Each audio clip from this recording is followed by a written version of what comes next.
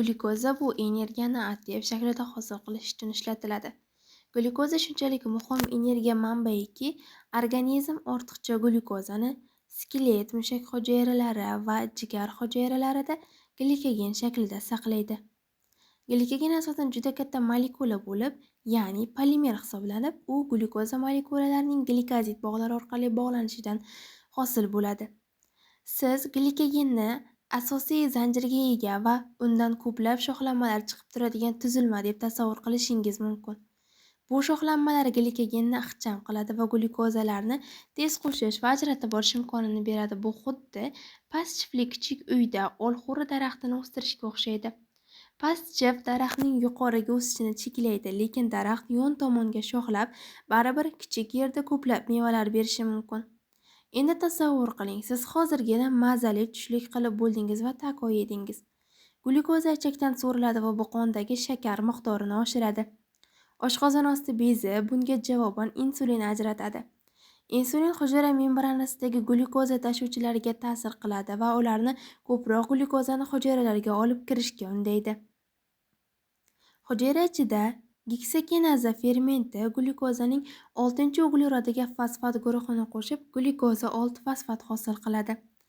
So'ng glyukoza 6-fosfat glikoliz jarayonida parchalanib, ATF hosil qiladi. Vaqt o'tishi bilan ATF miqdori ortadi va bu glikolizdagi ayrim fermentlarni tormozlaydi. Shunda ortiqcha glyukoza 6-fosfat glikogen hosil qilish uchun ishlatiladi va bu jarayon odatda jigar hamda mushak hujayralarida sodir bo'ladi. Glikogen sintezi 4 asosiy bosqichdan iborat. Birinchi bosqichda glyukozaga uridin difosfat biriktiriladi. Ikkinchi bosqichda uridin difosfat glyukozadagi glykozaglikogenin deb ataladigan boshlang'ich oqsilga biriktirilib, qisqa chiziqli zanjir hosil qiladi. Uchinchi bosqichda shu zanjirga yana glyukozalar qo'shiladi, go'yoki ketma-ket saf tortgandek. To'rtinchi bosqichda esa glikogen molekulasiga shoxlanmalar qo'shiladi.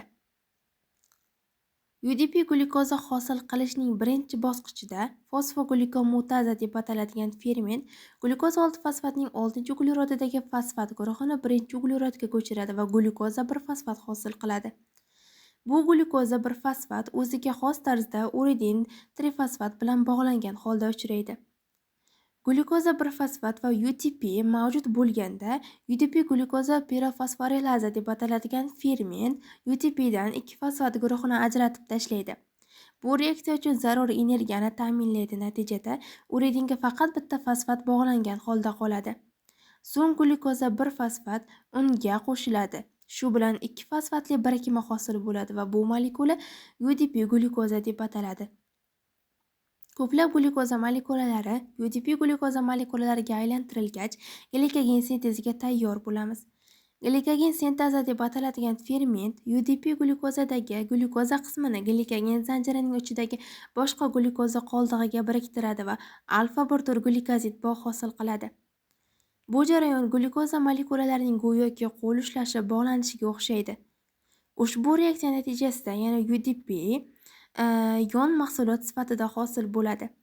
Shuni ham ta'kidlash kerakki, glikogen sintezi faqat kamida 4 ta glyukoza molekulasidan iborat mavjud zanjirni uzaytira oladi. Agar bunday zanjir mavjud bo'lmasa, glikogen sintezi uchun glikogenin deb ataladigan oqsil zarur bo'ladi. Glikogenin o'ziga 4 ta glyukoza molekulasini alfa bir tur glikozid bog'lari orqali biriktirib, qisqa zanjir hosil qiladi. Shu orqali u glikogen sintezini aldaydi va mavjud glikogen sintezi borligini ko'rsatadi. Shundan so'ng glikogen sintezi bu qisqa zanjirni uzaytiradi va unga ko'plab glyukoza molekulalarini alfa bir tur glikozid bog'lari orqali qo'shadi. Bu jarayon zanjirni uzaytiradi va yangi chiziqli glikogen molekulasini hosil qiladi.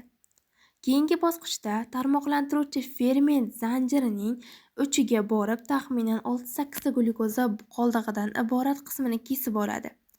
So'ng bu kesib olingan qismini asosiy glikogen zanjirining yon tomoniga alfa 1 glikozid bog'i orqali biriktiradi.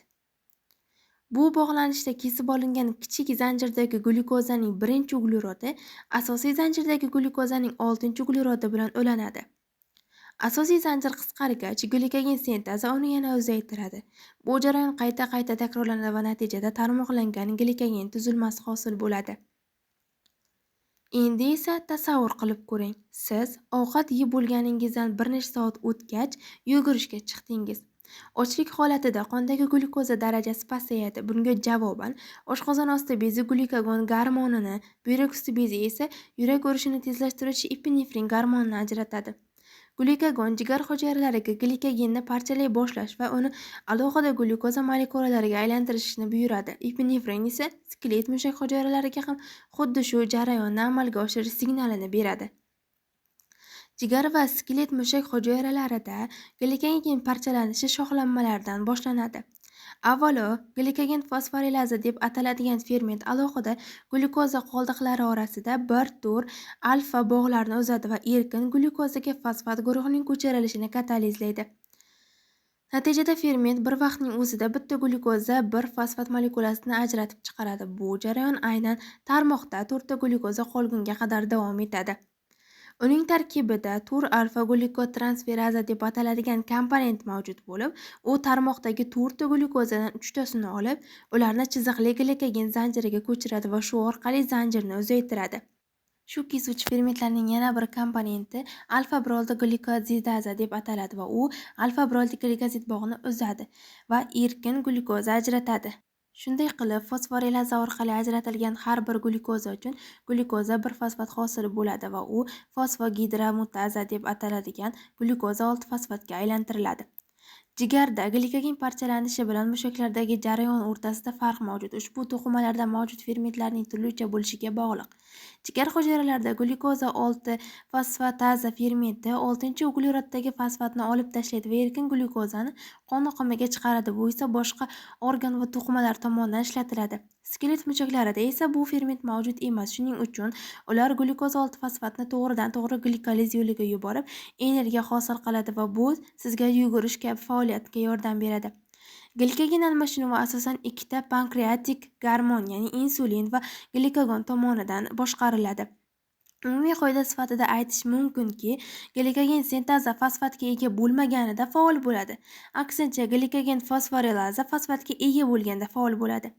Jigar va skelet mushak hujayralarida insulin hujayra yuzasidagi tirozin kinaza retseptoriga bog'lanadi va bu oxir oqibat oqsil fosfatazani faollashtiradi. Oqsil fosfataza glikogen sintezadan fosfatlarni olib tashlab uni faol qiladi. Shuningdek, glikogen fosforilazadan fosfatlarni olib tashlab uni nofaol qiladi. Bu glikogen sintezini kuchaytiradi va uning parchalanishini kamaytiradi. Boshqa tomondan jigar hujayralarida glikagon hujayra yuzasidagi oqsil bog'lanadigan retseptorlarga bog'lanadi va bu adenil siklazani faollashtiradi. Adenil siklaza ATFni siklik AMFga aylantiradi. Siklik amif esa oqsil kinazani faollashtiradi. Oqsil kinaza glikogen fosforilaza kinazaga fosfat qo'shadi va uni faollashtiradi. Glikogen fosforilaza kinaza glikogen fosforilazaga fosfat qo'shib, uni faolligini oshiradi va glikogen parchalanishini kuchaytiradi. Shu bilan birga u glikogen sintezaga ham fosfat qo'shib, uning faolligini kamaytiradi va glikogen sintezini pasaytiradi. Xulosa qilib aytganda, glikogen bu alfa bir tur glikozid bog'lari orqali bog'langan glyukoza molekulalaridan tashkil topgan ko'p shoxlangan va ixcham tuzilma bo'lib, shoxlanish nuqtalarida alfa-brolta bog'lar mavjud. Glikogen organizmda glyukozani saqlashning asosiy shakli hisoblanadi va u asosan jigar va skelet mushak hujayralarida saqlanadi. Ovqatdan keyingi insulin darajasining oshishi esa glikogen sintezini kuchaytirar ekan.